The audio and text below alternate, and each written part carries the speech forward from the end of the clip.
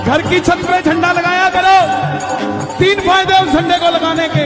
पहला फायदा, झंडे उन्हीं के लगते हैं जो विजयी होते हैं। और दूसरा फायदा, किसी की बुरी नजर नहीं लगती।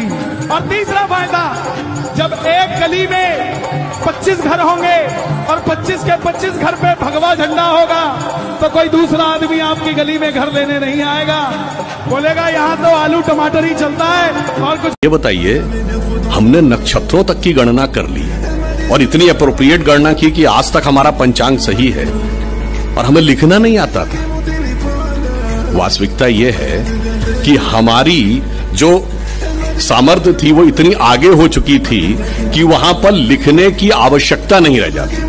अब एक छोटा सा उदाहरण आपको बताता हूं। हमारे यहां वैसी भाषाएं थी जिनको कि आप एक रिदम में ही बोल सकते हैं, इसके लिए बोलने की आवश्यकता थी, सिर्फ और सिर्फ लिखने से नहीं। अब जैसे उदाहरण के लिए शिव तांडव स्तोत्र में कहता है ना, जटाटवी गलत ज्वल प्रवाह पावित स्थले गले लंबे लंबिताम भुजंग तुंग मालिकाम, आगे डमट डमट डमट निनाद वट डमर वयम चकार चंड तांडव तनोतो ना शिवा शिवम। अब ये डमट डमट डमट लिख के बता पाएंगे ना?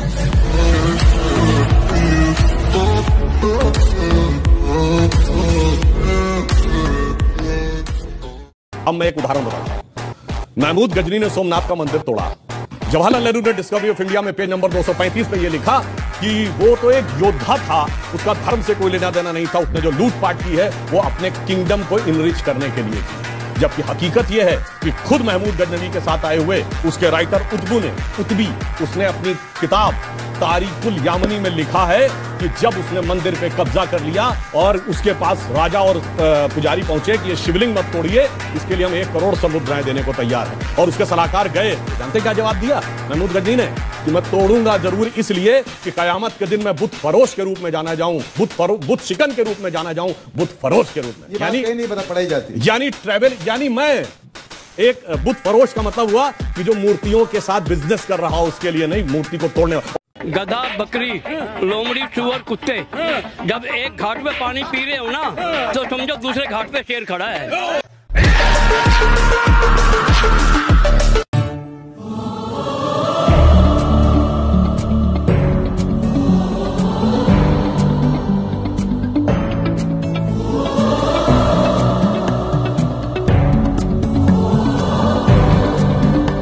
और इंस्टाग्राम पर रीलें बनाती है, उनसे भी मेरा निवेदन है, अगर रील बनानी है तो धार्मिक रीलें बनाओ, राष्ट्रभक्ति की रीलें बनाओ, ताकि आपके पिताजी सर ऊंचा करके कह सके कि ये मेरी शेरनी बेटी है। पापा की परी बनने से अच्छा है पापा की शेरनी बेटी बनो, क्योंकि पिता के कपड़े फट गए बेटी को नए कपड़े पहनाने में, पिता के कपड़े फट गए बेटी को नए कपड़े पहनाने में, और बेटी के कपड़े फट गए इंस्टाग्राम पर फॉलोवर बढ़ाने में। अरे अनपढ़ लोगों की वजह से तो हमारी मातृभूमि बची हुई है साहब, वरना पढ़े लिखे लोग तो राम राम बोलने से भी शर्माते हैं। जय श्री राम। मजहब वो होता है जो बताए कि कैसे उस मजहब में आया जा सकता है।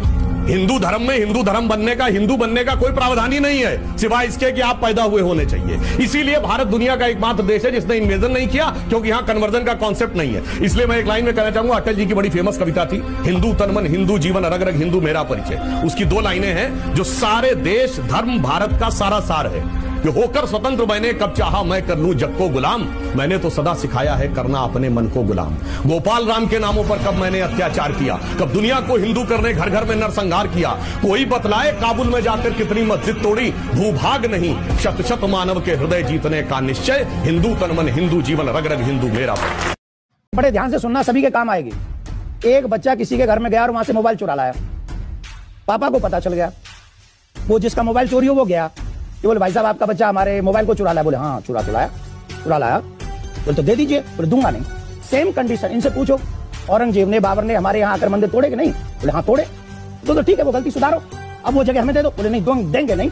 और क्या आएगी, ये क्या बोलूं, एक और है ना हैदराबाद से, क्या आएगी? कयामत तक वो मस्जिद रहेगी। क्यों भाई, कौन हो तुम? कयामत तक भारत में मस्जिद रहेगी, वो भी जहां हमारे शिव जी हैं। हम तो कहते भगवान करे कयामत और तू आए।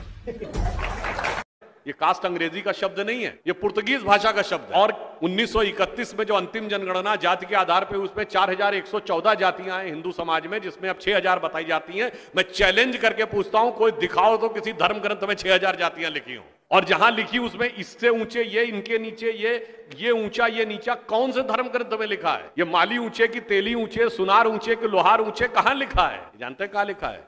एक British census commissioner Herbert Risley द्वारा किए गए सेंसस में हिंदू समाज को जातियों में विभाजित करके ऊपर से नीचे तक लिखा गया, और फिर वो हमारे ऊपर अध्यारोपित कर दिया। महाराज जी, हम आपको जो पढ़ाया गया ना, उल्टा पढ़ाया गया। आधा पढ़ाया, पूरा पढ़ाया ही नहीं। उन्होंने कह दिया अहिंसा परमो धर्म, अहिंसा ही परम धर्म है। पूरा श्लोक किसी ने पढ़ा ही नहीं। आप आगे का श्लोक पढ़िए, अहिंसा परमो धर्मा पर हिंसा धर्मो तथैव च। अहिंसा तो परम धर्म है, पर धर्म के लिए की हुई हिंसा सर्वोत्तम धर्म है।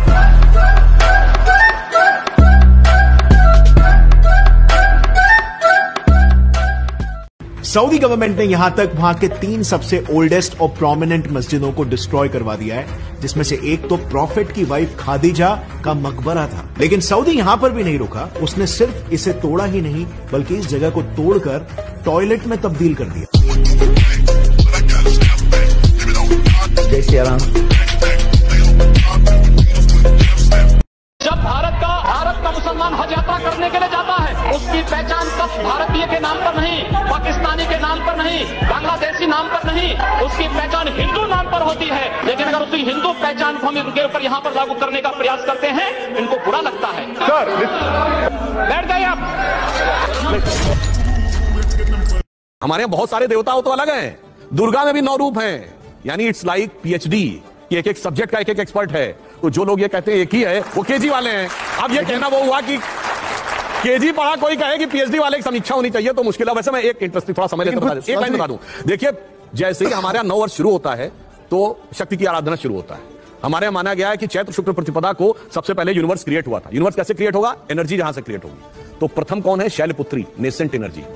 द्वितीयम Brahmacharini, now the chaste and pure energy. तृतीयम चंद्र घंटे थी, यानी अब वो फुल्ली डेवलप्ड एनर्जी है। चौथी कुष्मांडा, अब वो प्रोजनी में भी आ रही है, समझ रहे हैं? 5वीं स्कंद माता, अब उसमें से नए क्रिएशन हो रहे हैं, इसीलिए अंतिम सिद्धदात्री है। This is the process of evolution of energy. अब कई लोग बताएंगे और कहेंगे समीक्षा करो, पहले पढ़ तो लो, परीक्षा दे दो तब समीक्षा करो। बेटियां भिखारियों के घर पर पैदा नहीं होती है, बेटियां बड़े दिलवाले के घर पर पैदा होती।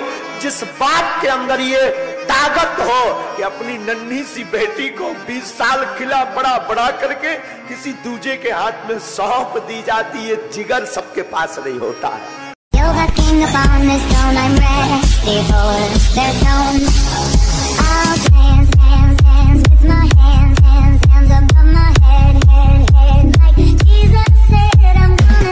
और मैं कहूंगा विज्ञान की जब बात आती है तो सबसे कठिन चीज साइंस में क्या मानी जाती है? Rocket science. लोग कहते हैं ना, अरे भाई ये कोई रॉकेट साइंस है? और आपको बताना चाहता हूं, रॉकेट साइंस का पिता किसको माना जाता है? एक यूरोपियन वैज्ञानिक है जिसका नाम है वर्नर वॉन ब्रॉन। और वर्नर वॉन ब्रॉन जिसको अपना गुरु मानता था, वो एक जर्मन साइंटिस्ट था जिसका नाम था हर्बन ओबर्ट। और हर्बन ओबर्ट ने लिखा है कि वो ज्ञान के लिए वेदों को पढ़ता था। और ये हर्बन ओबर्ट ने लिखा कहां है? इसमें कोई भारतीय इन्वॉल्व नहीं है।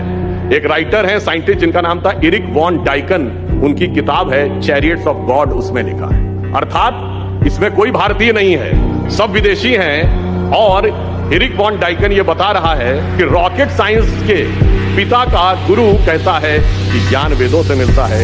इसीलिए आदि शंकराचार्य जी ने ऐसे ही नहीं कहा था वेदों निकलो धर्मो मूला, कि भारतीय परंपरा में गांव में हम जो जीवन जीते हैं, नेचर के साथ उसका कैसा तदात्म्य है, यदि हमें समझ लें तो हमें शायद बहुत कुछ सीखने की जरूरत नहीं हो।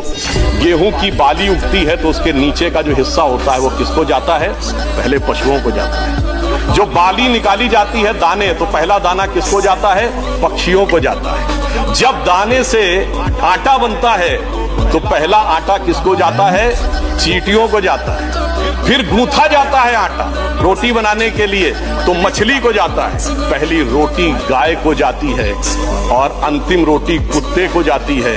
इससे ज्यादा प्रकृति के साथ रहने का तरीका किसी को सीखने की जरूरत है। तुलसी की माला कभी नहीं उतारनी चाहिए, क्योंकि कब जम के दूत आ जाए कोई ठिकाना नहीं है। ये कहते हैं जिसके गले में तुलसी की माला होती उसे जम के त्रास नहीं सताते, और वो हिंदू नहीं जिसके कंठ में माला नहीं, मस्तक पर तिलक नहीं।